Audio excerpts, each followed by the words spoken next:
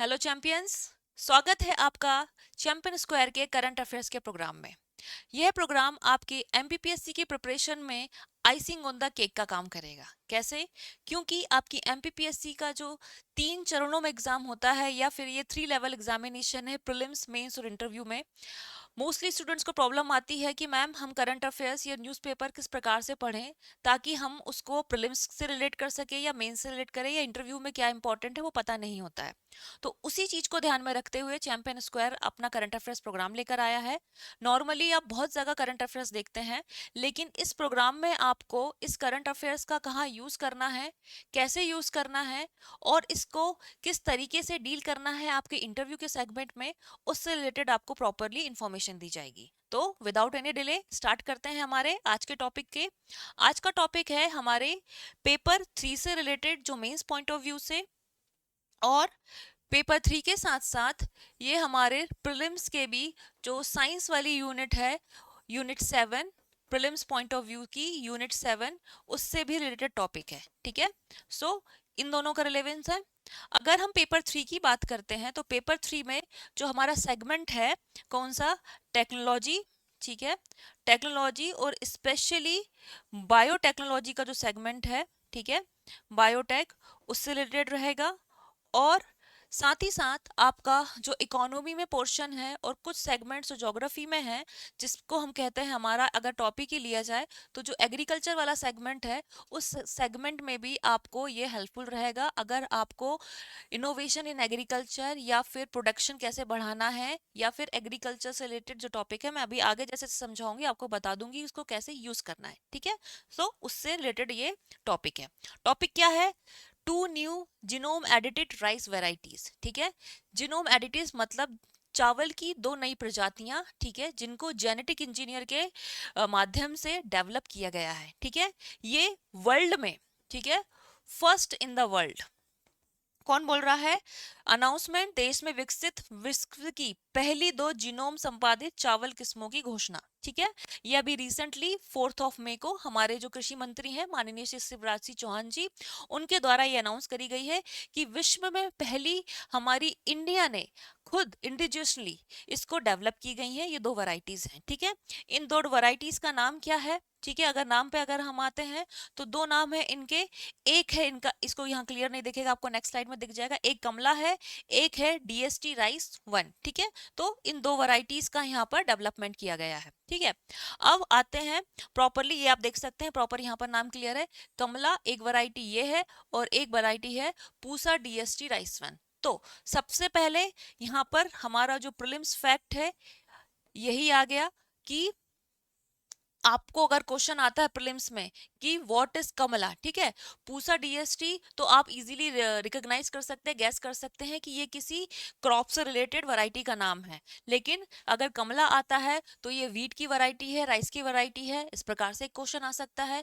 या फिर सिर्फ नेम देके बोल दिया गया है कि टेल मी, या name for which, from which this term is related, या फिर कमला किस चीज से संबंधित है। ठीक है, किसी से, किसी क्रॉप से संबंधित है, कोई रिवर का नाम है, कोई आपके प्लांट्स का नेम है, किसका नेम है। ठीक है, तो इस चीज के रिलेट करने के लिए सबसे पहला फैक्ट तो ये हो गया कि ये दोनों नाम को आप प्रॉपरली याद कर लो कि ये राइस की वैरायटीज का नाम है जो कि हमने जीनोम एडिटेड है। अभी आगे आपको बताएंगे कि ये जीनोम एडिटेड का क्या मतलब होता है। ठीक है, तो ये दोनों राइस की वैरायटीज हैं। पहला फैक्ट तो ये क्लियर हो गया। ठीक है, अब आगे बात करते हैं जीनोम एडिशन की। जीनोम का मतलब होता है आपका जेनेटिक इंजीनियरिंग के बेसिस पे। ठीक है, थोड़ा सा आगे आपको जेनेटिक इंजीनियर की एक प्रॉपर डेफिनेशन मिल जाएगी, लेकिन उससे पहले जेनेटिक इंजीनियरिंग अगर सिंपल भाषा में अगर बोलें तो जेनेटिक इंजीनियर का मतलब है कि जो हमारे डीएनए के लेवल पे हम कुछ मॉडिफिकेशन करते हैं। ठीक है, डीएनए कहाँ प्रेजेंट होता है? हमारी बॉडी का जो सबसे छोटी यूनिट है सेल, ठीक है, उस सेल में डीएनए प्रेजेंट होता है। तो डीएनए के लेवल पे हम किसी चीज में मॉडिफिकेशन कर रहे हैं तो उसे क्या कहते हैं? जेनेटिक इंजीनियरिंग कहा जाता है। और उसी एडिशन, उसमें एडिशन, सब्सट्रैक्शन या कुछ करेक्शन को जीनोम एडिटिंग कहा जाता है। ठीक है, तो उस बेसिस पे ये फसलें नई तैयार हुई हैं। अब इनका फायदा क्या है? ठीक है, आपने न्यू अगर कोई वैरायटीज लॉन्च करी हैं तो कुछ ना कुछ पुरानी वैरायटीज में प्रॉब्लम होंगी। तो प्रॉब्लम्स क्या थी यहाँ पर? प्रॉब्लम्स बेटर स्ट्रेस टॉलरेंस, मतलब स्ट्रेस टॉलरेंस का मतलब क्या हुआ कि आपकी जो ऑलरेडी क्रॉप रहती थी उसमें जो हमारी हार्श क्लाइमेटिक कंडीशंस होती हैं, ठीक है, हार्श क्लाइमेटिक कंडीशंस को क्या कर सकता है, ये टॉलरेट कर सकता है। जैसे कि अभी आप लोग देख रहे होंगे कि अभी गर्मी का टाइम है लेकिन अभी से ही आपको रेनफॉल देखने को मिल रही है। तो इसका क्या मतलब है, अगर कोई क्रॉप को इस समय मॉइस्चर कम चाहिए है, उसको रेनफॉल नहीं, पानी कम चाहिए है, थोड़ा सा उसको हॉट टेम्परेचर चाहिए है, तो उस टेम्परेचर में इस समय क्या आ चुकी है, ह्यूमिडिटी आ चुकी है। तो उस टाइप की अगर और क्लाइमेटिक कंडीशन है तो उसको टॉलरेट कर सकती हैं। सेकेंड, इंप्रूव्ड ईल्ड्स, ईल्ड्स का मतलब आपका प्रोडक्शन यहाँ पर क्या हो जाएगा, इंक्रीज हो जाता है, ठीक है, तो आपका प्रोडक्शन इंक्रीज करेंगी। तीसरा, climate adaptability without any compromise with their existing strength. तो वही मैंने बात बताई कि जो उनकी एग्जिस्टिंग स्ट्रेंथ है, मींस अगर आप चावल उगा रहे हैं तो चावल में जो प्रॉपर क्वालिटी जो आपको मिलनी चाहिए, बासमती चावल है, उसकी टेस्ट कैसा होना चाहिए, उसका टेक्सचर कैसा होना चाहिए, उस टेक्सचर को बिना कॉम्प्रोमाइज करे, क्लाइमेटिक कंडीशन को अडॉप्ट करके सेमी टेक्सचर को आपको राइस मिल जाएगा, ठीक है। फिर कंजर्व वाटर, आपने देखा होगा जो हमारा पैडी कल्टीवेशन होता है, पैडी, ठीक है, इस पैडी मतलब जो चावल को उगाने के लिए उसको धान कहते हैं, तो ठीक है, उसके कल्टीवेशन में क्या है, वाटर आपको ज्यादा लगता है, ठीक है। तो वाटर ज्यादा लगता है तो उसको क्या करने का काम करेगा, ये वाटर कम करेगा, ठीक है, वाटर कम, कम पानी में भी उसी टाइप की फसल, उसी क्वालिटी की फसल आपको देखने को मिल जाएगी। फिर लोअर एमिशंस, लोअर एमिशंस कैसे, आपने देखा होगा कि पैडी कल्टीवेशन में एक गैस निकलती, जहां भी आपके चावल के खेत होते हैं वहां पर एक गैस का नाम आपने सुना होगा, उस एरिया में मार्श गैस जैसे मीथेन कहते हैं, वो डेवलप हो जाती है। तो जब वो डेवलप होती, एमिशंस होते हैं which is harmful for the environment. तो इस वैरायटी की आप क्रॉप लगाएंगे तो उससे इस गैस का एमिशंस भी कम होगा, ठीक है। ये इसके कुछ एडवांटेजेस हैं। नेक्स्ट आगे बढ़ते हैं, इन थोड़ा सा जो वैरायटीज है उसके बारे में देख लेते हैं, किसने इनको डेवलप किया और which was the main crop जिसकी जेनेटिक इंजीनियर या जीनोम एडिटिंग करके हमने इन क्रॉप को डेवलप किया है, ठीक है। सो क्या है हमारा पहला क्रॉप, क्या है, DRR धन 100, ठीक है, इसी का नाम क्या है, कमाला, ठीक। ये किसने डेवलप किया है, इसे ICAR ने डेवलप किया है, Indian institute of rice research इन हैदराबाद, ठीक है। कौन सी ऑर्गेनाइजेशन है, ये है एक Indian council of agriculture research, ठीक है।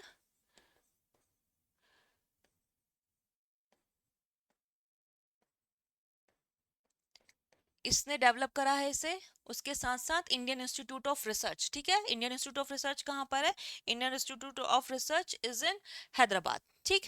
तो दो चीजें अभी इनके बारे में, इन ऑर्गेनाइजेशन के बारे में आगे आपको प्रॉपरली बता दिया जाएगा।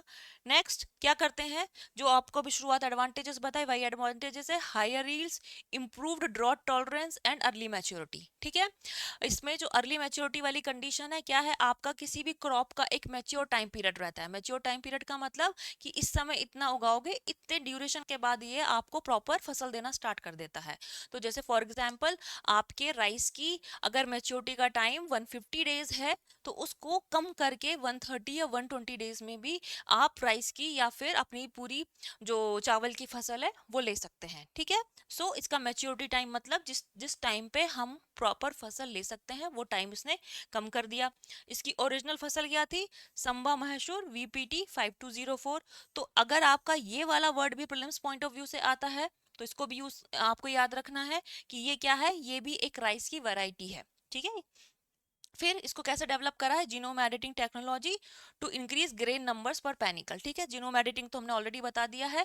ग्रेन नंबर्स पर पैनिकल मतलब एक जो प्रॉपर कलेक्शन ऑफ पैडी जो ग्रेन्स होते हैं उसको प्रॉपर पैनिकल कहा जाता है।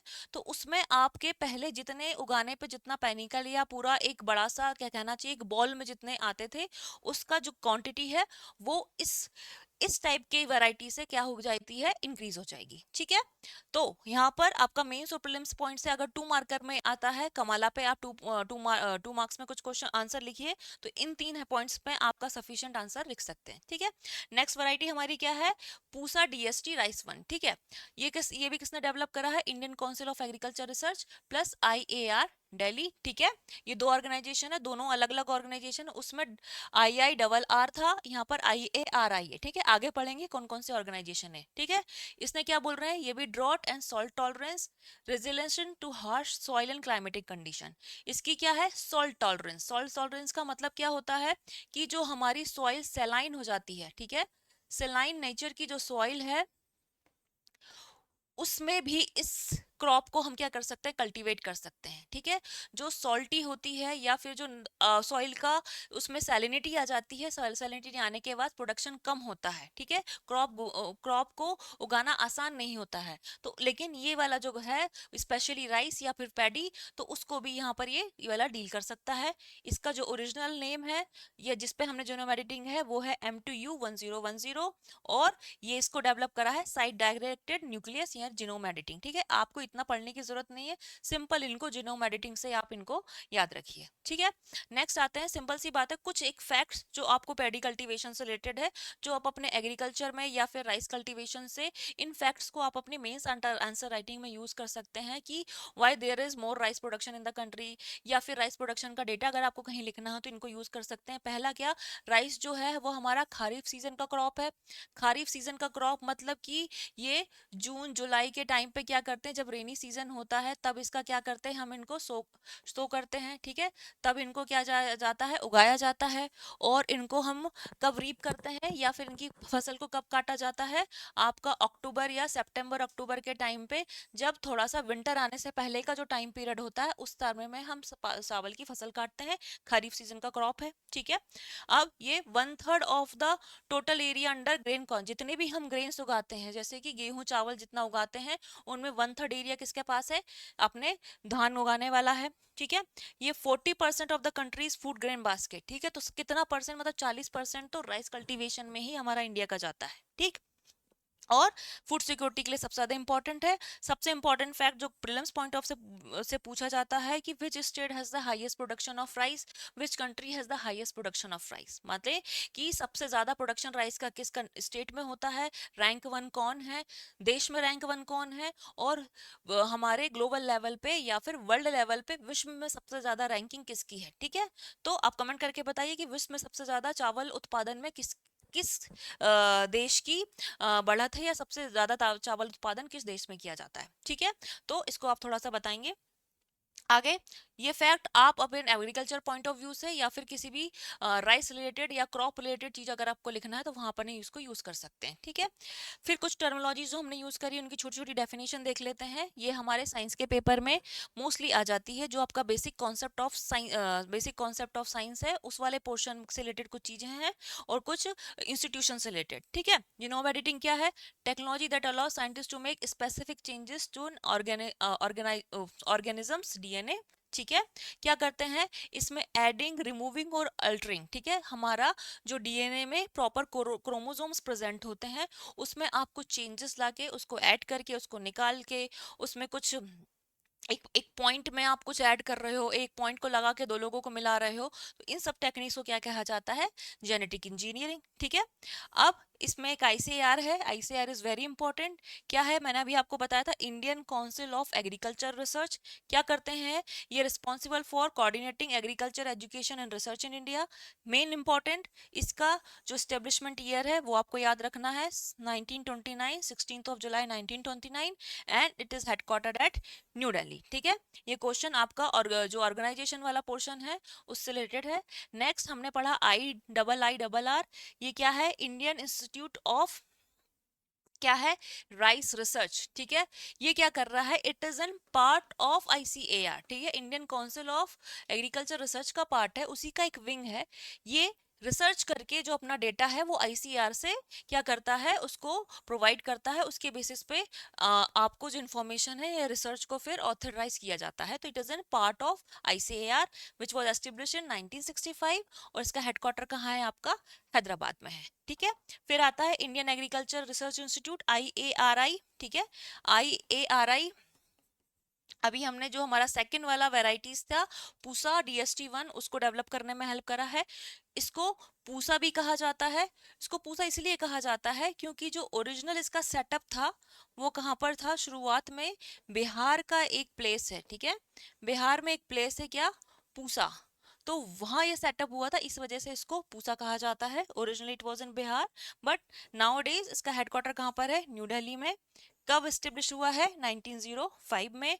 और इस ऑर्गेनाइजेशन के इम्पोर्टेंस आपने मोस्टली जब आपने ग्रीन रेवोल्यूशन का जो टॉपिक पढ़ा होगा, जो 1971 का ग्रीन रेवोल्यूशन था, उसमें इस इंस्टीट्यूट ने रिसर्च बेस्ड में हेल्प, बहुत ज़्यादा हेल्प करी थी, या रिसर्च बेस पे इसको प्रोवाइड किया गया था। ठीक है, so that's all for today. Next हमारे सेगमेंट में नेक्स्ट टॉपिक के साथ आते हैं। टिल देन आप इसको अपने प्रॉपर नोट डाउन करिए और फिर मिलते हैं हमारी नेक्स्ट क्लास में। Thank you so much.